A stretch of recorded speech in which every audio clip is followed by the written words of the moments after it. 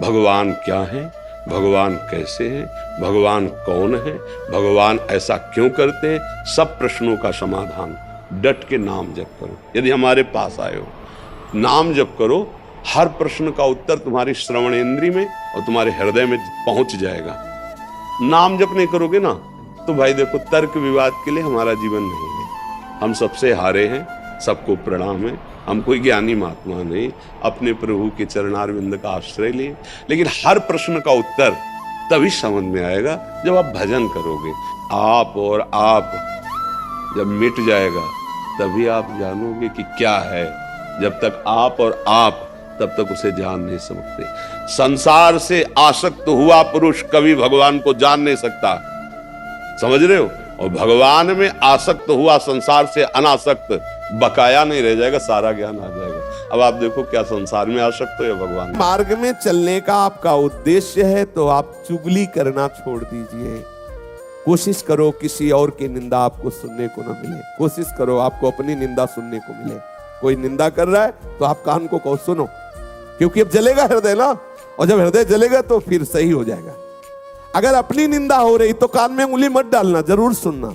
लेकिन जब किसी की निंदा होने लगे तो कान में उंगली डाल लेना। जब अपनी प्रशंसा होने लगे तो कान में उंगली डाल लेना। जब दूसरे की प्रशंसा हो रही तो उंगली हटा लेना। तो अंदर तुम्हें पता चलेगा कि क्या है तुम्हारी स्थिति। अपराध बन जाएगा, वाणी का अपराध बन जाएगा। हम निंदा कर बैठेंगे।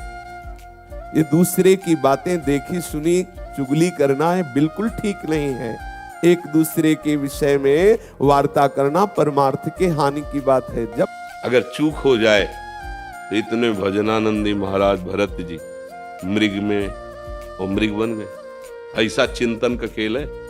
अगर भगवत प्राप्ति केवल इतने से होती तो चक्रवर्ती सम्राट पद का त्याग, महारानी और पुत्रों का त्याग, गंडकी नदी के किनारे रहना और भगवान के भजन में ऐसी रुचि होना। पढ़ के भागवत में देख लो, वो भूल जाते थे कि इस समय क्या सेवा करनी है। ऐसी स्थिति का भी महापुरुष, चिंतन बिगड़ा, हिरण का चिंतन आ गया, चिंतन बदल के इतना चला गया कि भगवत चिंतन ही रुक गया। पढ़ के देख लो, भगवत चिंतन ही रुक गया तो अगला जन्म क्या हुआ, हिरण का हुआ। अगर इन सब से भगवत प्राप्ति हुई होती तो हो जाती। खास बात चिंतन की है। 84 लाख योनियों में वही तुम बन जाओगे। तो हम प्रभु का चिंतन करेंगे तो प्रभु बन जाएंगे पक्का।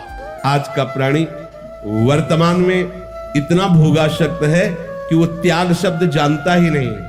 वो अगर कहीं कुछ दान देने की भावना भी आती है तो वो चाहता है कि पूरी मीडिया में हमारा प्रचार प्रसार हो, सोशल मीडिया जाने कि कोई भारत में एक दाता है हमारा। एक पंखा देगा तो पंखुड़ी में नाम लिखवा देगा, पूरा पता लिखवा देगा। कि होगा क्या, क्या होगा। जो हम 4 लोगों से कहकर बड़ाई पाने की इच्छा से अपने कर्मों को प्रकाशित करते हैं तो बड़ा सात्विक कर्म किया हुआ भी वो बंधन कारक बन जाता है और प्राय अहंकारी पचने नहीं देता।